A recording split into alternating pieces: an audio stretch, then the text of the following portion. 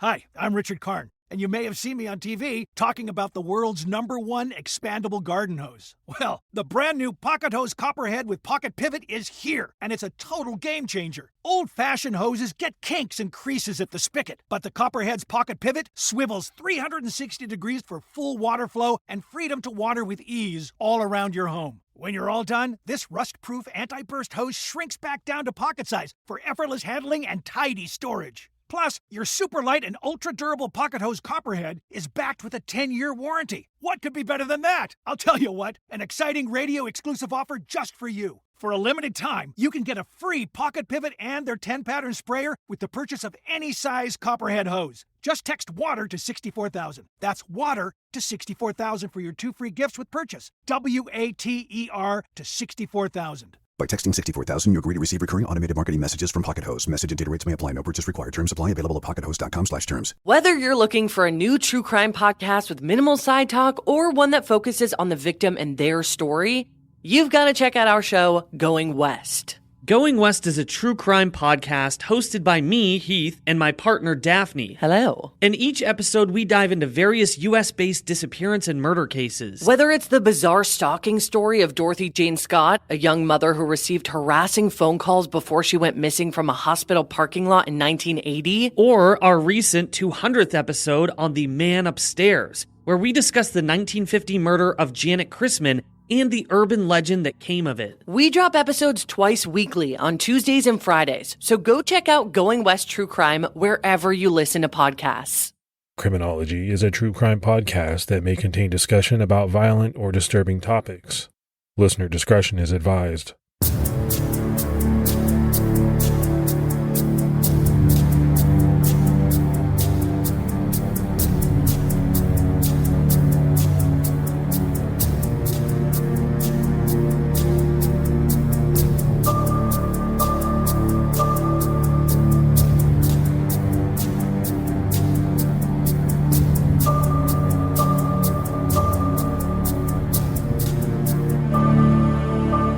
Hello, everyone, and welcome to episode 219 of the Criminology Podcast. I'm Mike Ferguson.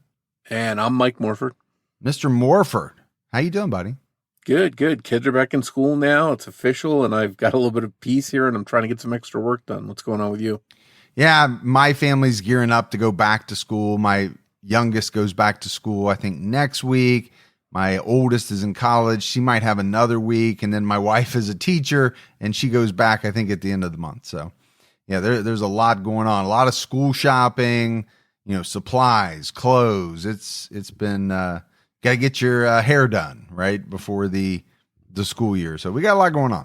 Yeah, it's that time of the year. Everyone's doing a little bit of something here as the summer's ending.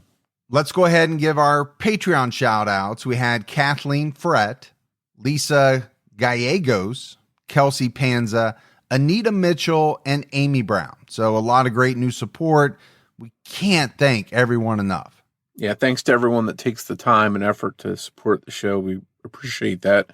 And for anyone that would like to help support the show, you can go to patreon.com/criminology. All right, so we got all of that out of the way. It's time to jump into this episode. And today we're heading out west to Alaska, a state nicknamed the Last Frontier due to its abundance of wild, unsettled land. This is a place where all kinds of wildlife makes their home. Bears, moose, wolves on land, salmon and orca whales in the water. Alaska draws sportsmen from all over the place who come to the Last Frontier hoping to take advantage of the state's fishing and hunting. In this episode, we're talking about one such hunter, but he wasn't after big game. He preferred to hunt humans. We're talking about the crimes of serial killer Robert Hansen. Alaska officially became the 49th state on January 3rd, 1959. Almost a decade later, in 1968, oil is found at Prudhoe Bay in the northern part of the state. Surveys done by the state of Alaska's Division of Geological and Geophysical Surveys found that the site in Prudhoe Bay may have held billions of barrels of oil and natural gas by the trillions of cubic feet. It was going to be a large and expensive undertaking to build the infrastructure necessary to drill and process oil, especially in the vast expanse of land that is Alaska, When the King of Saudi Arabia placed a complete embargo on oil exports to the United States and also reduced the amount of oil being produced, leading many other oil-producing countries to do the same, an oil crisis was triggered. There wasn't enough oil to meet the demand, and it was getting more and more expensive to buy what did exist. By that point, finding a way to produce oil in Alaska wasn't too expensive to be worthwhile.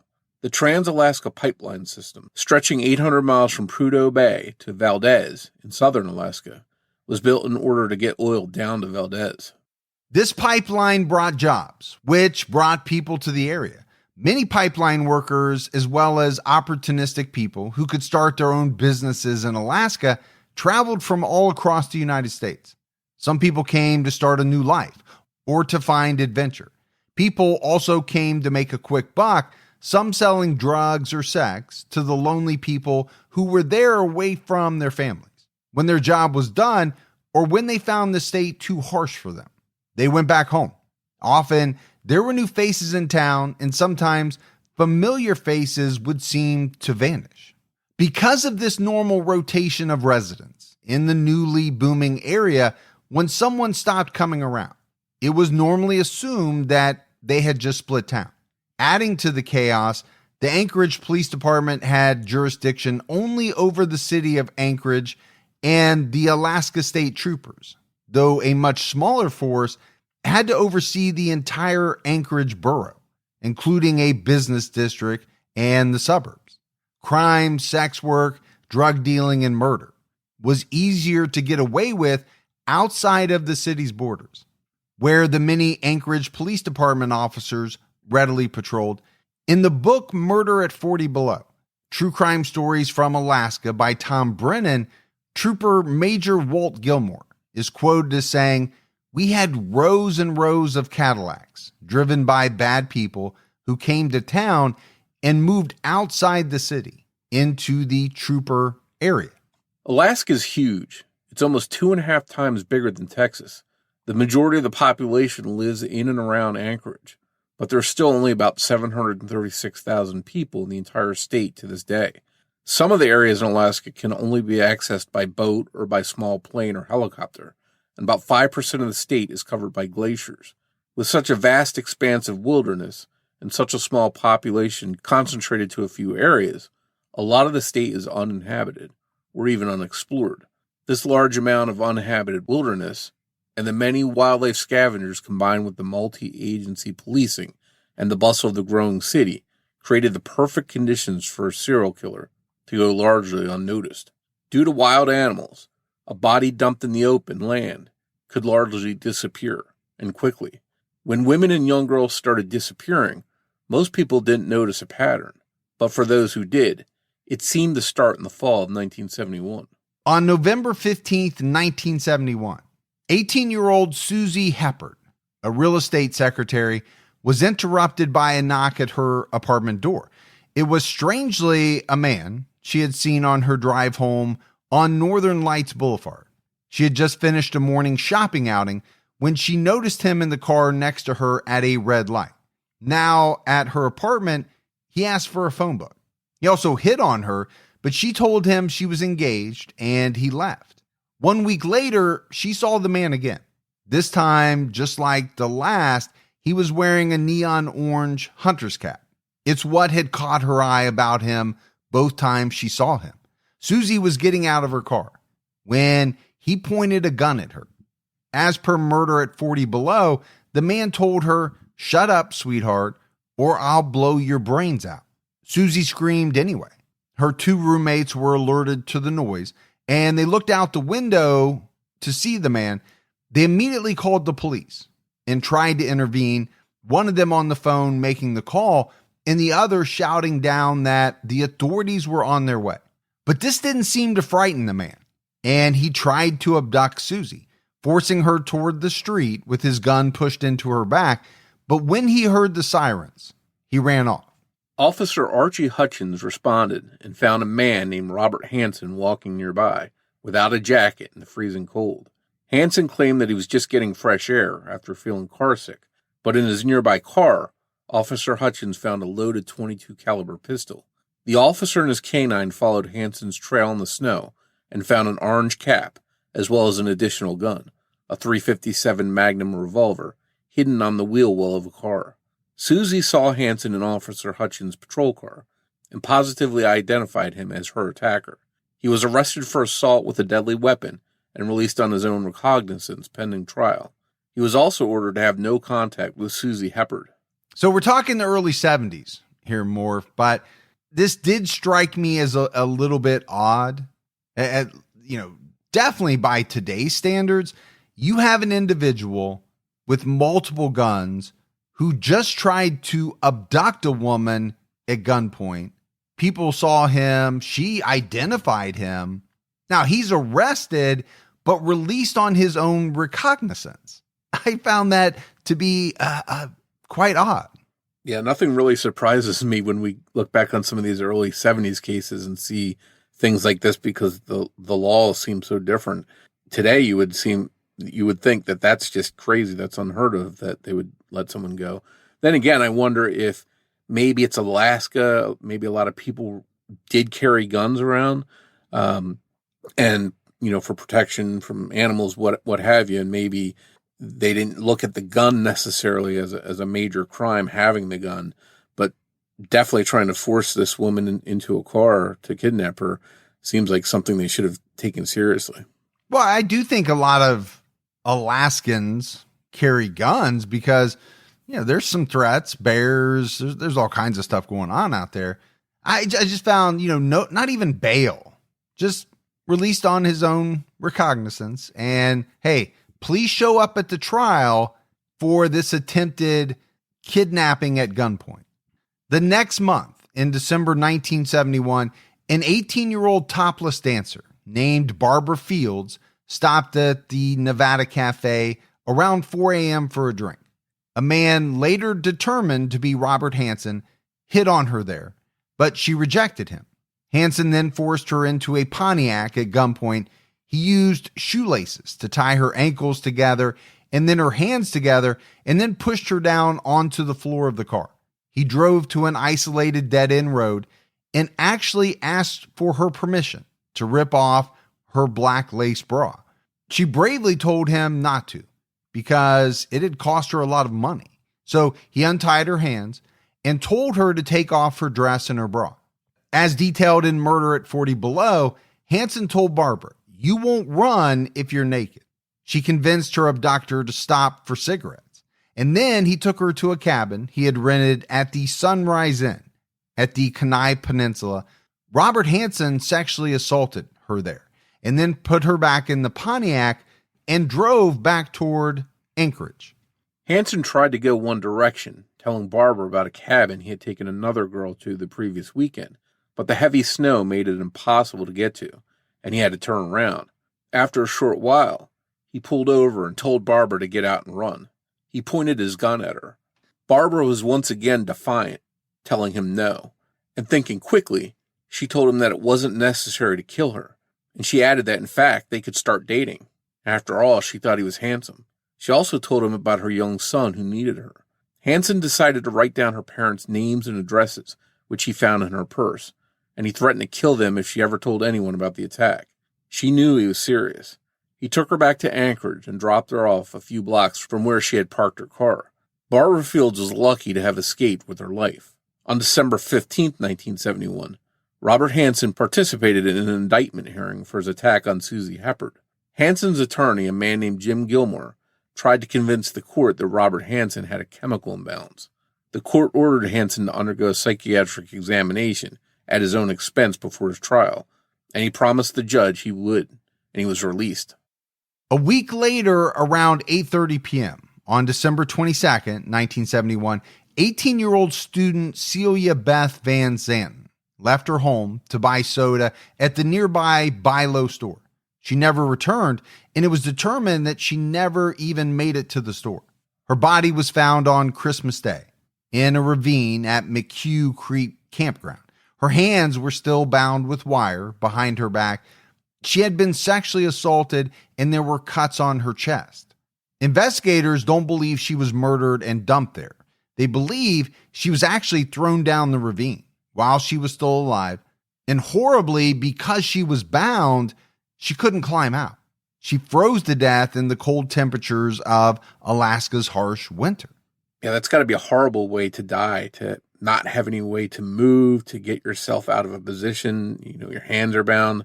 And even if you somehow can get up and start walking, you're still so far away from anything in the freezing cold. There wasn't much that this poor girl could do. No, extreme cold, what it does to the body and what it does to the body so quickly. It's extremely dangerous. Yeah, and I think maybe it speaks to her killer thought process or habits that they would let someone die in such a manner. Obviously, if he murdered, that would be awful as well. But this seems beyond cruel to let her die in this manner. Yeah, it's often strange to kind of weigh the sadistic scale, right, of things that these people do, because anytime you're killing someone, that's brutal, it's nasty. But I understand what you're saying. Is it even more sadistic to throw somebody down a ravine in temperature so cold that they're going to freeze to death? Is there another layer there to the sadism? News of Beth Van Zenten's murder caught the eye of Barbara Fields, the dancer who had been abducted at the Nevada Cafe.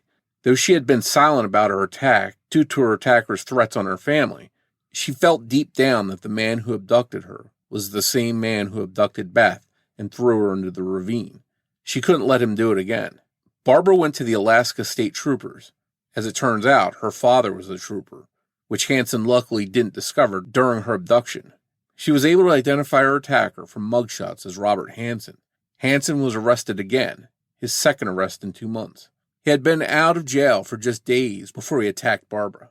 And this Morf is exactly why, I thought it was so strange that he was released the way that he was. And now, looking back, we know.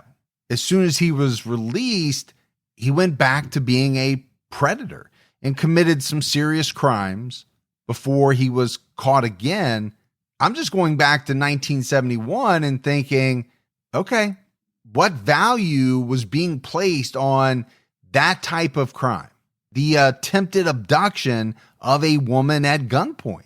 To me, that is an extremely serious crime, and it doesn't seem as though it was being treated as such. So now this is 2 attacks that Robert Hansen is responsible for. So it seems like there's no doubt this guy was capable of some very dangerous stuff. And then you have this other 18-year-old Celia who was found dead. So it seems like she could also be linked by some of this guy's activity to him. At the Alaska State Jail, when an officer was cataloging Hansen's belongings, Robert Hansen asked the officer if he could see his wallet to check for anything that may have been missed in their inventory. Hansen was allowed to look through his wallet and was able to sneak a small scrap of paper from it into his hand. Another officer came to fingerprint Hansen, and at the request of the officer who had let him get into his wallet, he was searched. The paper scrap with a name and an address on it was found in his pocket. An officer copied down the contents of the scrap, but gave it back to him, as he had claimed it was the name of someone who could post his bail. Eventually, it dawned on officers that the scrap of paper was the one that the abducted dancer had talked about, detailing her family's information. But by the time they realized what this paper scrap was, Hansen ate it before officers could search him again. So since the scrap was gone, it meant a valuable piece of evidence was lost. Barbara Fields was completely dragged through the mud by Jim Gilmore, Hansen's lawyer, who called character witnesses, including a minister and an environmental health officer. Gilmore stated that Barbara Fields could not be trusted and that she had no credibility due to her background as a topless dancer who had used drugs. Hansen's minister and some of his hunting friends, on the other hand, painted him as the picture of an upstanding family man.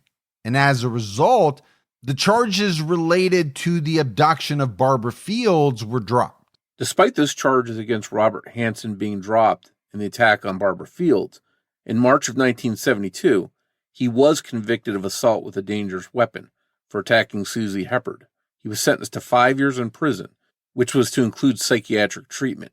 He was diagnosed with schizophrenia, which one doctor testified could have caused him to have no memory of his attacks. He was expected to improve with therapy twice a week and medication.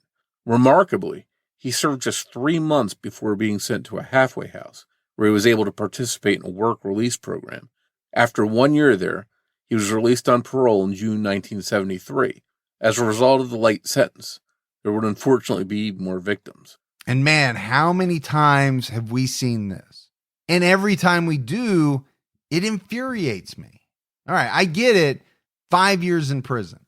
Now, you could argue that in itself is light for the attempted abduction of a woman at gunpoint. But then, when you find out that the man was let out in a year, then I think it's just even more infuriating. But that's the 1970s for you, man, and other decades as well. It still makes me mad, though. It sounds as if it's almost some kind of probation or something like that, as opposed to a full prison sentence, because he's really out and about. Well, he was out and about after 3 months. So he's participating in a work release program after 3 months, and then after a year released on parole. I just don't get it. On July 7th, 1973, 17-year-old Megan Emmerich disappeared from Seward, Alaska, about 125 miles south of Anchorage. The last time anyone saw her, she was leaving the laundry room at the Seward Skill Center where she was a student. She left behind all of her things, even her ID, which obviously worried her roommate. After 3 days of searching, with no word from Megan, her roommate reported her missing to authorities. Almost 2 years later to the day, on July 5th, 1975, 22-year-old Mary Kathleen Till disappeared from Seward. Her husband was a pipeline worker off in the North Slope constructing the Trans-Alaska Pipeline, and Mary was home alone. She was dropped off at the Seward Bakery in downtown Seward by a friend, and another friend saw her in the afternoon, sometime between 1:30 and 2 p.m. Her friend saw her that afternoon about a half-mile south of Seward Bakery at the Lowell Creek Waterfall. It's a beautiful waterfall with a lookout point that you can pull over into. Driving or hitchhiking on that road, you would pass the waterfall. Now, it's unclear what she was doing there, but she was never seen again. Just weeks after Mary Till's disappearance, Robert Hansen was at the Kit Kat Club on Old Seward Highway, where he met a dancer. She got into his car and he drove her at gunpoint to a state park, where he sexually assaulted her and left her. The woman, who was a teacher from out of state, had just been in Alaska to make money. She reported the attack but didn't file charges before she left Alaska. She was even able to provide police with Hansen's license plate number. But Hansen claimed that he had gone out with the woman consensually, and she only said he attacked her because he refused to pay her after their date. With the victim out of state and refusing to press charges, there was nothing police could do, even though Hansen was on parole. In 1975, Robert Hansen's 3 years of parole were successfully completed. Although his parole was over, obviously Robert Hansen was not rehabilitated because he had already been getting into trouble. He got into more trouble in November of 1976 when he was 37 years old. He was arrested for shoplifting a chainsaw from a department store in Anchorage. He had taken advantage of the commotion caused by a man suffering a medical emergency outside the store to go back inside the store and take this chainsaw. Hansen claimed he had been cutting wood with his 69-year-old father about a month before the theft when his father mentioned that he wanted a new saw. And seeing the older man apparently having a heart attack made him think of his father. According to Hansen in court records, he said, "I guess many thoughts went through my mind as I looked at the saws. I wanted almost more than anything to please my father and could just imagine the expression on his face on Christmas Day."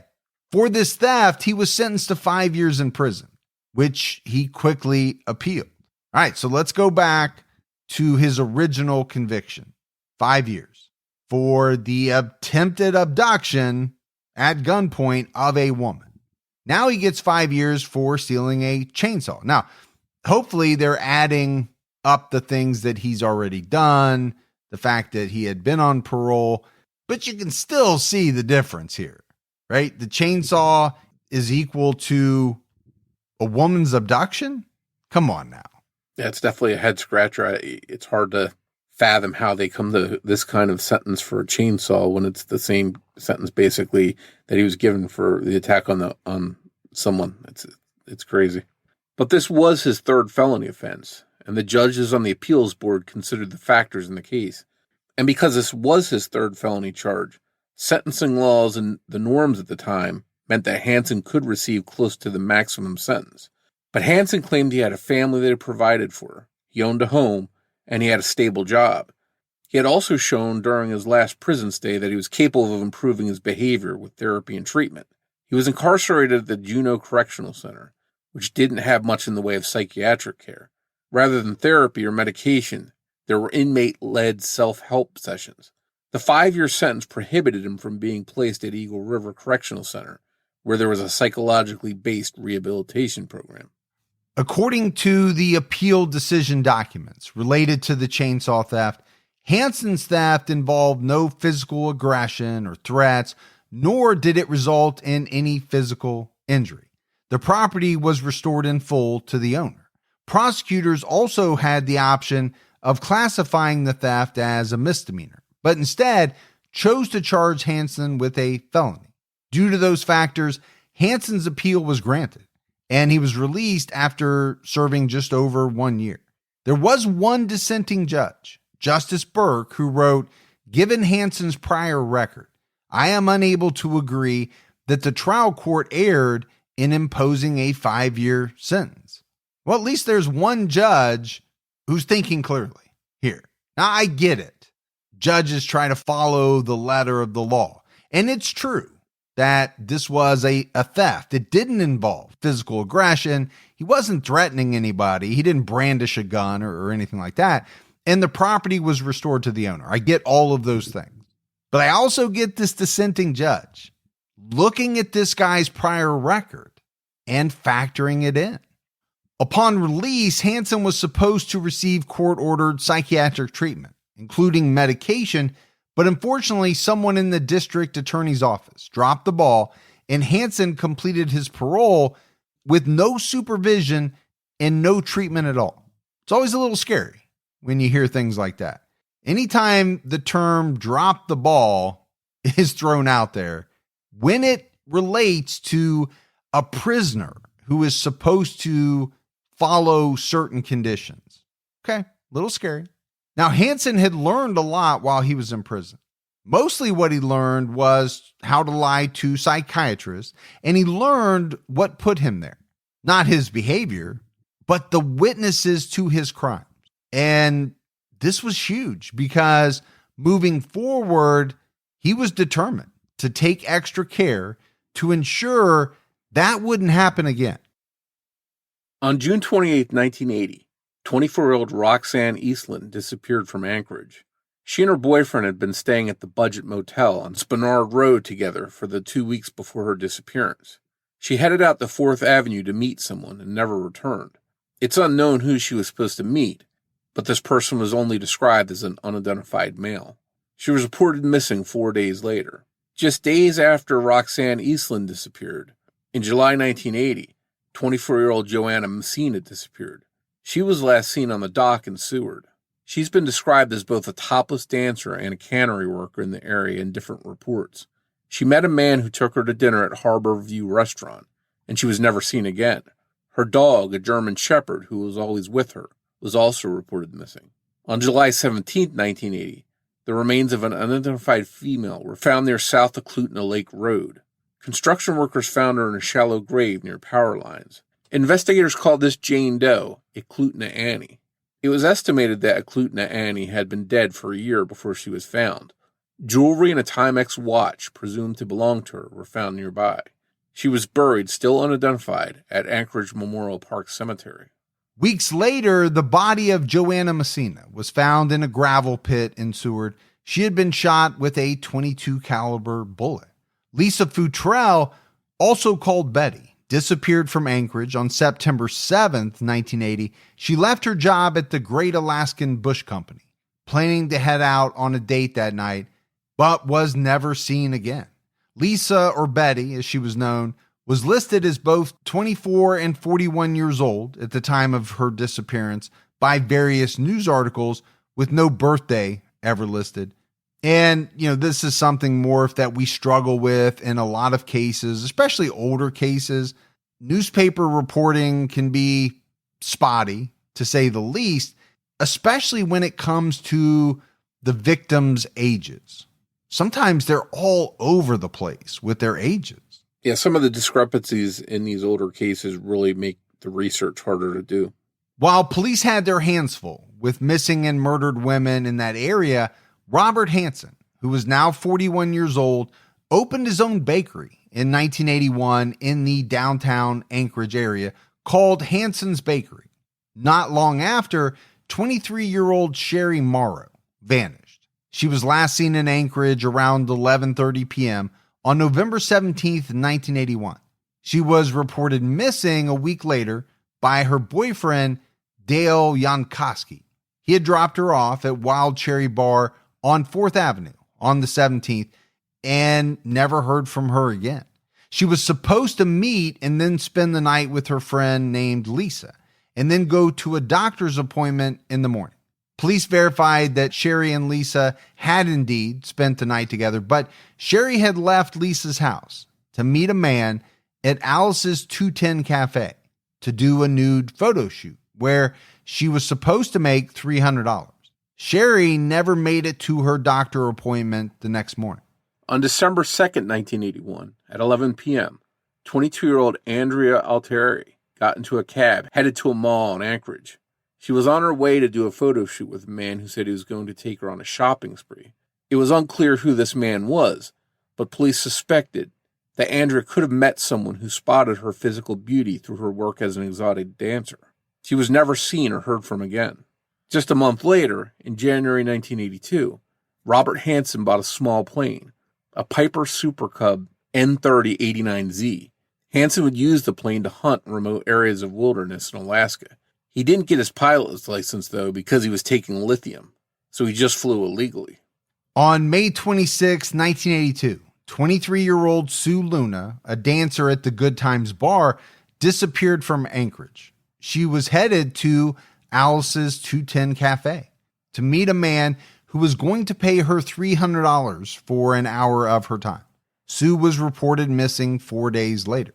3 months later, in August 1982, dancer Tamara Peterson headed to a photo shoot she had agreed to in order to earn $300. She left her home with all of her costumes and was never seen again. The following month, on September 12th, the body of Sherry Morrow was found in a shallow grave by off-duty police officers who had been hunting near the Knik River, about 25 miles north of Anchorage. She was fully clothed, even wearing a ski jacket, except she was barefoot. A pair of snow boots were found with her in the grave, but they weren't on her feet. She was handcuffed, and she had also been blindfolded with an ace bandage wrapped around her eyes and nose area, clipped on with the metal hooks that come with the bandages. She had been shot with a .223 caliber weapon. One shell casing was found on the gravel sandbar she was buried on. There were no holes in her clothing, despite the fact that she had been shot, suggesting that her killer had redressed her.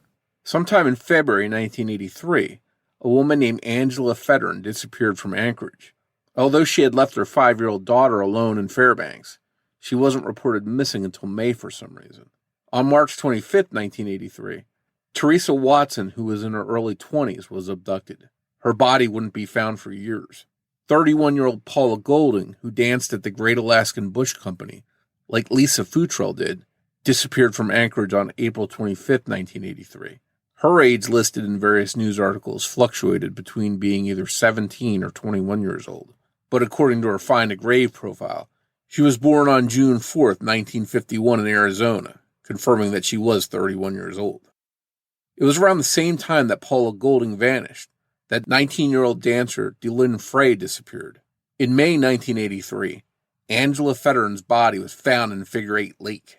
The next month, on June 13th, 1983, a young woman who was abducted and assaulted in Anchorage was able to escape from her attacker.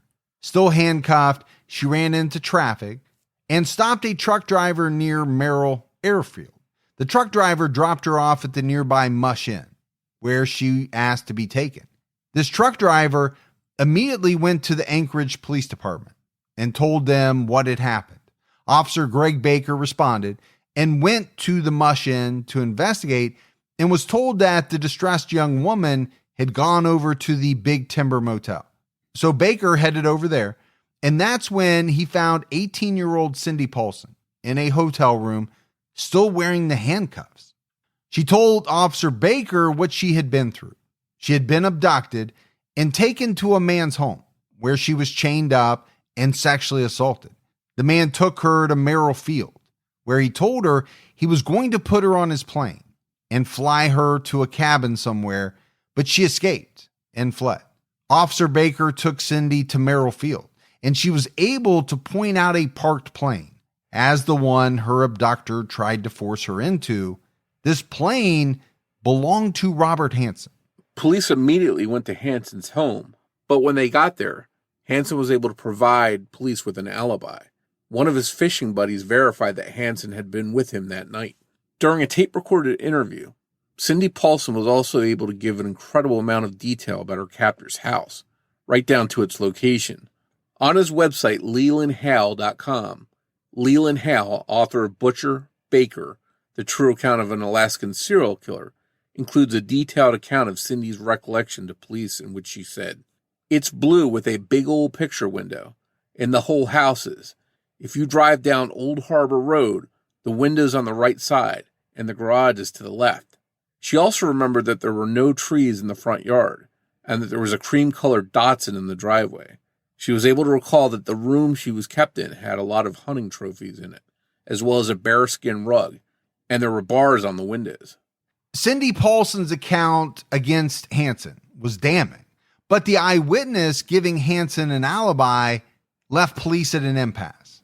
They were highly suspicious of him, that he may have been the person responsible for the series of missing and murdered women, but they waited patiently until they had more to move on. While police plotted their next move, the body of Paula Golding was found on September 2nd, 1983, buried in a shallow grave along the Knik River in the same area where Sherry Morrow's body had been found. Paula had been redressed after she was killed. On October 27, 1983, officers met Robert Hansen at his bakery, and they asked him to come in for questioning. He went voluntarily. The same day, investigators searched Hansen's home and plane. In his home, hidden in the attic, they found multiple guns, including a Remington 5.52 rifle and a Thompson Contender 7mm single-shot pistol. They also found an aviation map hidden in his headboard that had been marked with an X in 37 different spots. Also hidden in the attic was women's jewelry, some definitively belonging to some of the missing and murdered young women, as well as identification cards and licenses belonging to some of the victims. So police finally had solid evidence linking Hansen to several area cases. He was arrested for the abduction of Cindy Paulson and on suspicion of murder. After this arrest, his fishing buddy, John Henning, admitted that the alibi he had provided Robert Hansen with was false. Henning admitted Hansen had called him that night and told him that he had brought a sex worker home while his wife and children were gone, but that she was threatening to accuse him of assault if he didn't pay her more money. At the time, it seemed like the family man and local baker had simply made a mistake in straying during his marriage, but after the news broke and the media started referring to Hansen as the butcher baker, it was clear to Henning that his hunting buddy story was a lie. And once Robert Hansen realized that he was cornered, he came clean. Robert Hansen pleaded guilty to 4 charges of homicide as part of a plea agreement. The 4 victims were Sherry Morrow, Joanna Messina, Paula Golding, and Eklutna Annie. As part of the plea, Hansen agreed to help investigators use his aviation map to find the rest of his victims. He would also be allowed to serve his sentence in a federal prison rather than a state prison.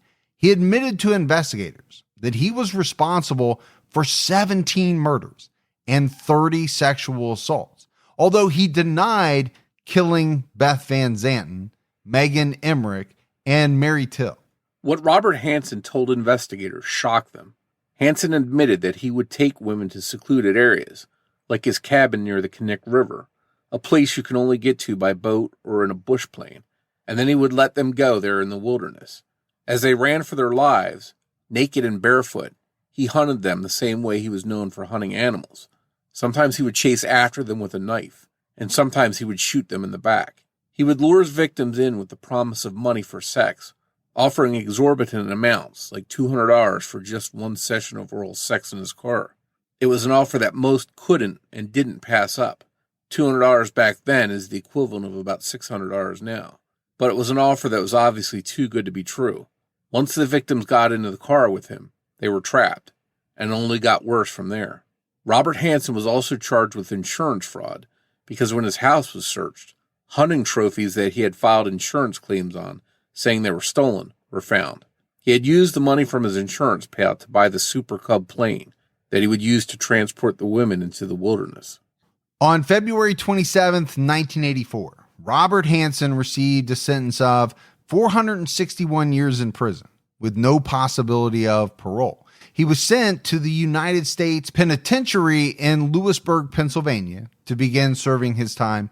With Hansen's help, authorities continued to search for the graves marked off on his aviation map. Only 7 more bodies were found. Though they are still technically missing, Hansen admitted to killing Roxanne Eastland and Andrea Altieri. The body of Sue Luna was found, buried by a parking lot near the Knik River on April 24th, 1984. The next day, 28-year-old Malai Larson's body was found near a parking lot near the Knik Bridge. There's virtually no information on her disappearance. That's why we haven't talked about her. We just really couldn't find much. The same day Malai Larson's remains were found, investigators discovered the partial remains of an unidentified woman near Horseshoe Lake in Palmar, Alaska. She was dubbed Horseshoe Harriet. She had been shot and stabbed. It wasn't until October 2021, after 37 years, that Horseshoe Harriet was identified as 19-year-old Robin Pelkey using kinship DNA analysis at the State of Alaska Scientific Crime Detection Laboratory in Anchorage. Days later, the body of Tamara Peterson, who had been abducted in 1982, was found less than 2 miles away from Old Knik River Bridge. Lisa Futrell's body was found on May 9, 1984, south of the Old Knik Bridge. She was in a gravel pit covered by 6 inches of leaves. On May 17, 1984, the body of Teresa Watson was found in the Kenai Peninsula. She had been left exposed to the elements near Scenic Lake. Because the ground was frozen when she was dumped there, Hansen hadn't been able to dig a grave. On August 20, 1985, the body of Delynn Frey was found on an island in the Knik River. Sadly, there are likely more victims of Robert Hansen that will never be found. Investigators were finding many of Robert Hansen's victims, but what they were stumped on was what had led him down the path in which he took so many lives. So they started to dig into his past. Robert Christian Hansen was born on February 15th, 1939. His father, who had moved to the United States from Denmark, was strict and made Hansen work in his bakery. Hansen was even said to have had to work late into the night, sometimes to 2 a.m., and then go to school later that day. One of Hansen's childhood friends, Mike Eichler, told Oxygen that Robert's dad was a big old mean guy. Hansen grew up bullied by his peers, first due to a stutter in elementary and junior high, and later for severe acne on his face. Profilers have noted this as the source of Hansen's rage toward women, who he found inaccessible even though he was married twice in his life. Feeling like an outcast growing up, Robert Hansen spent a lot of time alone, exploring the woods near his home. He would hunt there with a rifle and also with a bow and arrow, and he was good at both. In 1957, he turned 18, graduated high school, and he joined the Army Reserve for just 1 year. He completed his basic training at Fort Dix in New Jersey, but was discharged in 1958. After this, he worked in Pocahontas, Iowa, as a police academy drill instructor. In 1960, Hansen was a member of the Pocahontas Fire Department, but he was also apparently an arsonist. He set the Pocahontas County Board of Education's bus garage on fire. In 1960, he also married his first wife. They would divorce within the year. In 1961, Hansen was sentenced to serve 3 years in prison for that bus garage fire. He served just 23 months before his release, and he successfully completed 1 year of parole. So I'm going to harp on it again. He served more time for the bus garage fire than he did for the later attempted abduction of a woman.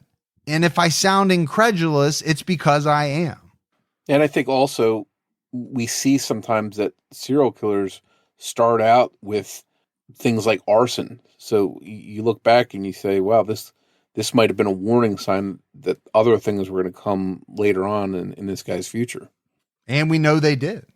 In 1963, Hansen remarried. He and his second wife, Darla, moved to Anchorage, Alaska in 1967 when Robert Hansen was 28 years old. There he worked as a baker, like he had back in Iowa, this time at a Safeway grocery store until he eventually opened up Hansen's Bakery. People there called him Bob the Baker. He and his wife had 2 children and lived in a home on the outskirts of the eastern part of Anchorage. They attended a Lutheran church and had laid down some real roots in Alaska. Darla was a teacher who worked at the government Hill School. Hansen had gotten the fresh start that so many people look for in Alaska, a new job, a family, a home, and he threw it all away. In 1988, Hansen was moved back to Alaska to serve his time at the Lemon Creek Correctional Center in Juneau. In 1990, Hansen's wife Darla filed for divorce. She also reportedly moved out of Alaska. The same year, authorities found a hand-knit beanie, an aeronautical chart, and magazine clippings about using plastic explosives hidden in Hansen's belongings. He was then transferred to Spring Creek Correctional Center in Seward. While in prison, Robert Hansen suffered from various health conditions and died of natural causes on August 21st, 2014. He was 75 years old and still remanded to the custody of the Alaska Department of Correction, but he was receiving care at the Alaska Regional Hospital when he died. And I think we've talked about this before, Morf, but what is it like for the wife of someone like Robert Hansen? All right, you've got your husband. I'm assuming you think he's a good guy. He's working hard. He's running a business. You've got kids. He's helping to raise the family. And then all of a sudden you find out that he has this other life where he's an absolute monster.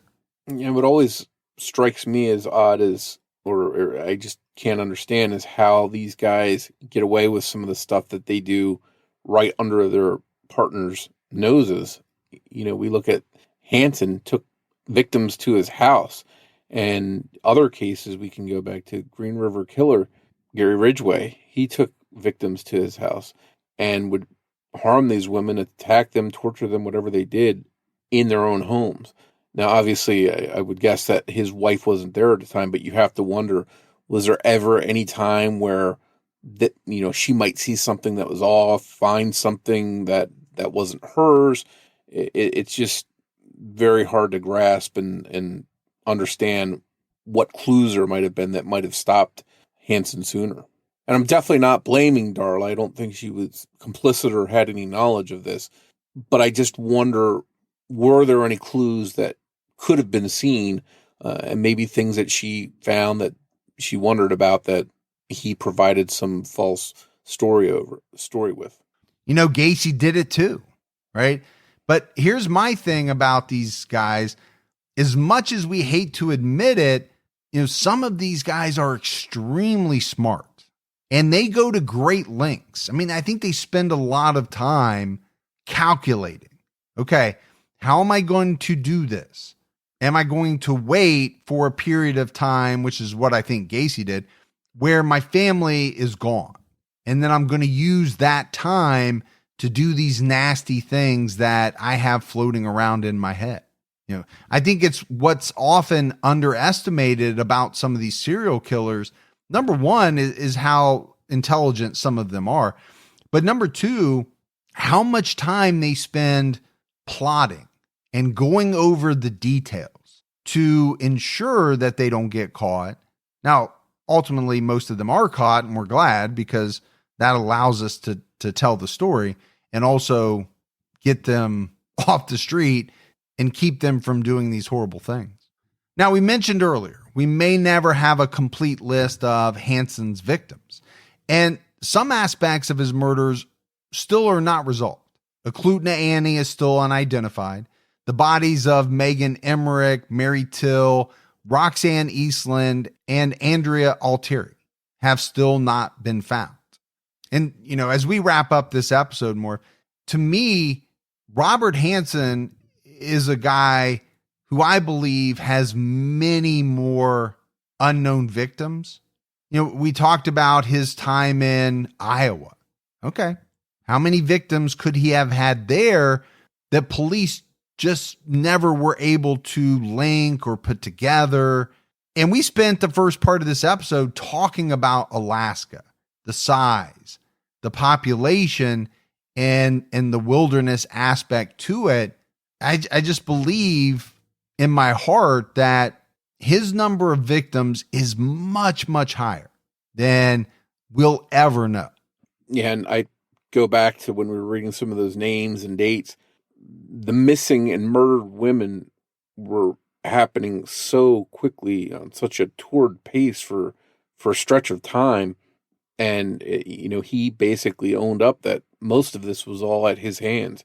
So I think of the women living in that area at that time must have been incredibly frightened to know that someone was out there doing this stuff and hadn't been caught.